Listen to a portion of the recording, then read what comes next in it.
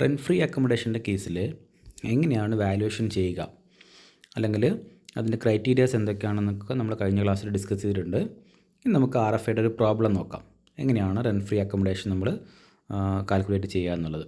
Okay, ഒരു question തന്നിട്ടുണ്ട്. Salim is an employee in a company in Chennai. അവരുടെ പോപ്പുലേഷൻ തന്നിട്ടുണ്ട്, എത്രയാണ്? 40 lakhs എബോ ആണെന്ന് പറയുന്നുണ്ട്. The company has provided him a residential accommodation. His salary details for the year 2025-26 are as follows. Basic salary തന്നിട്ടുണ്ട് 30,000 per month. Dearness allowance 50% of salary ബ്രാക്കറ്റിൽ കൊടുത്തിട്ടുണ്ട്. അതിൻ്റെ 50% എന്താണ്? ഫോമിംഗ് പാർട്ട് ഓഫ് പേ ആണ്. Then bonus 5,000 per month. Entertainment allowance 2,000 per month. The company has provided free electricity, gas and water, the cost of which amounted to rupees 24,000 during the year.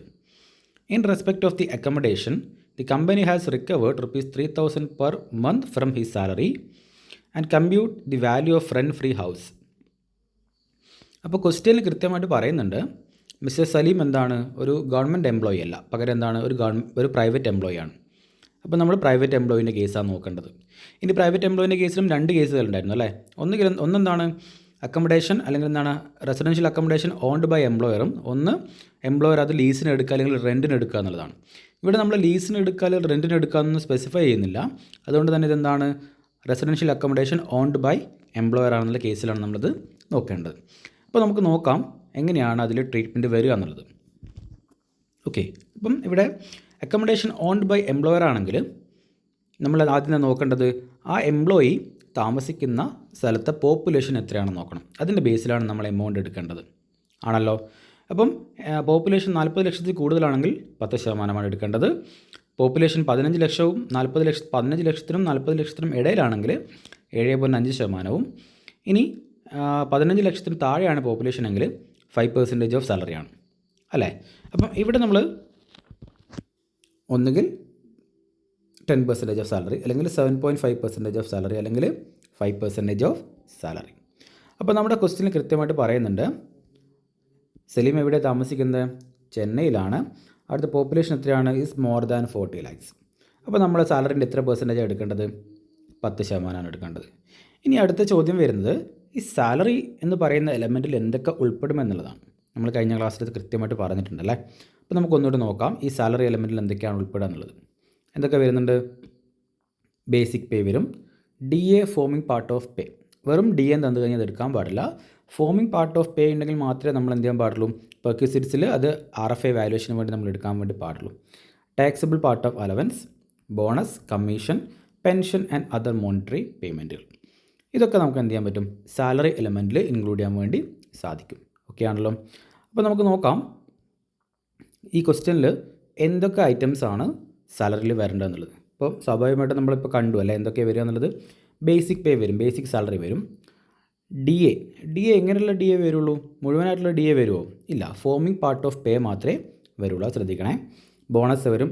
Entertainment allowance നമ്മൾ സാലറിയിൽ include ചെയ്യണം. Okay, ഇത്രയും കാര്യങ്ങളാണ് നമ്മൾ എന്ത് ചെയ്യേണ്ടത്? Salary എലമെൻറ്റിൽ include ചെയ്യേണ്ടത്. 5ാമത്തെ item എന്താണ്? The company has provided free electricity, gas and water. അതൊരു പെർക്വിസിറ്റാണ്. അപ്പോൾ ഈ സാലറി എലമെൻറ്റിൽ നമ്മൾ പെർക്വിസിറ്റ് ഇൻക്ലൂഡ് ചെയ്യണമെന്ന് പറയുന്നില്ലല്ലോ. ബേസിക് പേ വേണം, DA foaming part of pay വേണം, ടാക്സബിൾ പാർട്ട് ഓഫ് അലവൻസ് ആണ്, and bonus, commission and pension and other monetary payment. Okay, നമുക്ക് ആൻസറിലേക്ക് പോവാം.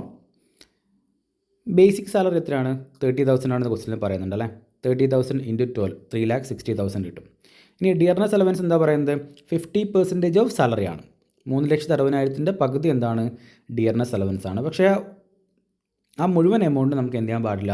ഇവിടെ DA ആയിട്ട് കാണിക്കാൻ പാടില്ല. എന്തുകൊണ്ടാണ്? ക്വസ്റ്റ്യനിൽ പറയുന്നുണ്ട് എന്ത്? ഡിയർനെസ് അലവൻസ് സാലറിയുടെ 50% ആണെങ്കിലും അതിൻ്റെ 50% മാത്രമേ എന്തുള്ളൂ? ഫോമിംഗ് പാർട്ട് ഓഫ് പേ ഉള്ളൂ. ഓക്കെ ആണല്ലോ. യെസ്, ആ കാര്യം കൃത്യമായിട്ട് ശ്രദ്ധിക്കണേ. അതുകൊണ്ട് 3,60,000 പകുതി എത്രയാണ്? 1,80,000. അതിൻ്റെ പകുതി 90,000 മാത്രമേ നമുക്കിവിടെ RFI കാൽക്കുലേറ്റ് ചെയ്യാനുള്ള സാലറി എലമെൻറ്റിൽ നമ്മൾ ഇൻക്ലൂഡ് ചെയ്യേണ്ട ആവശ്യമുള്ളൂ. ഇനി ബോണസ് 5,000 ആണ്. 5,000 × 12 ചെയ്ത് കഴിഞ്ഞാൽ കിട്ടും? 60,000 കിട്ടും.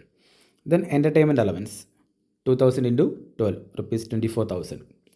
അപ്പം ഈ സാലറി എലമെൻറ്റിൽ ഇൻക്ലൂഡ് ചെയ്യുന്ന കാര്യങ്ങൾ ഒന്ന് basic pay, dearness allowance foaming part of pay, bonus, entertainment allowance, salary. ഇതൊക്കെ ആഡ് ചെയ്ത് കഴിഞ്ഞാൽ നമുക്ക് എന്ത് കിട്ടുന്നുണ്ട്?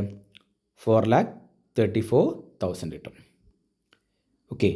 ഇനി ഇയാൾ താമസിക്കുന്നത് ചെന്നൈയിലാണെന്ന് പറയുന്നുണ്ട്. ചെന്നൈയിലെ പോപ്പുലേഷൻ 40 ലക്ഷത്തിൽ കൂടുതലാണെന്ന് പറയുന്നുണ്ട്. ഇപ്പോൾ 40 ലക്ഷത്തിൽ കൂടുതലാണെങ്കിൽ നമ്മൾ എത്ര പെർസെൻറ്റേജാണ് എടുക്കേണ്ടത്? സാലറിയുടെ 10% എടുക്കേണ്ടത്. ഇപ്പോൾ സാലറി എലമെൻറ്റ് നമുക്ക് കിട്ടി 5,34,000. അതിൻ്റെ 10% നമ്മൾ എടുക്കേണ്ടത്. അപ്പോൾ എത്ര കിട്ടും? 53,400 രൂപ. അതാണ് value of rent free house in Chennai. ഇനി ഇവിടെ ഒരു അഡീഷണൽ ഒരു കേസ് വരുന്നത്, നമ്മുടെ ക്വസ്റ്റ്യനിൽ ആറാമത്തൊരു ഐറ്റം പറയുന്നത്, in respect of the accommodation the company recovered ₹3,000 per month from his salary. ഈ അക്കമഡേഷൻ കൊടുക്കുന്നതിന് ബന്ധപ്പെട്ട് ഇത് റെൻറ്റ് ഫ്രീ ആയിട്ടല്ല കൊടുക്കുന്നത്, അതായത് ഫുൾ ഫ്രീ അല്ല കൊടുക്കുന്നത്. ചെറിയൊരു തുക നമ്മൾ എംപ്ലോയിൻ്റെ കയ്യിൽ നിന്ന് എംപ്ലോയർ എന്ത് ചെയ്യുന്നുണ്ട്? മേടിക്കുന്നുണ്ട്. അത് എത്രയാണ്? 3,000 പെർ മന്ത്. ഓക്കെ ആണല്ലോ. അപ്പം ആ തുക നമുക്ക് എന്ത് ചെയ്യാം? ഇവിടെ ഡിഡക്റ്റ് ചെയ്യണം. അപ്പം റെൻറ്റ് ഫ്രീ ഹൗസിൻ്റെ value 53,400 less amount recovered from employee. എത്രയാണ്? ഒരു മാസം 3,000 രൂപ വെച്ചിട്ട് 3,000 × 12 36,000. അപ്പം 53,400 36,000 മൈനസ് ചെയ്താൽ നമുക്ക് എന്ത് കിട്ടും? 17,400 രൂപ കിട്ടും. അതാണ് നമ്മുടെ perquisites value of rent free house. Okay ആണല്ലോ. അപ്പം RFA കാണാൻ വേണ്ടി വളരെ എളുപ്പമാണ്. അത് നിങ്ങൾ ചെയ്യേണ്ട കാര്യങ്ങൾ 3 കാര്യങ്ങൾ ഓർത്ത് വെക്കാം. ഒന്ന്, ഗവൺമെൻറ് എംപ്ലോയി ആണെന്ന് ഓർത്ത് വെക്കാം. ആണെങ്കിൽ ലൈസൻസ് ഫീ പ്ലസ് ഫർണിച്ചർ ഉണ്ടെങ്കിൽ അതിൻ്റെ 10%. ഇനി പ്രൈവറ്റ് എംപ്ലോയി ആണെങ്കിൽ ആ ഹൗസ് ഓൺ ചെയ്യുന്നത് എംപ്ലോയർ ആണെന്ന് നോക്കാം. എംപ്ലോയർ ആണ് ഓൺ ചെയ്യുന്നതെങ്കിൽ നമ്മൾ ഈ പോപ്പുലേഷൻ്റെ കേസാണ് നോക്കേണ്ടത്, അല്ലേ? ഇനി അതല്ല ലീസിന് എടുക്കുകയാണെങ്കിൽ നമ്മൾ ആ കേസിൽ പറയുന്ന രീതിയിൽ നമ്മൾ എന്ത് ചെയ്യണം? RFA കാൽക്കുലേറ്റ് ചെയ്യാൻ. ഓക്കെ.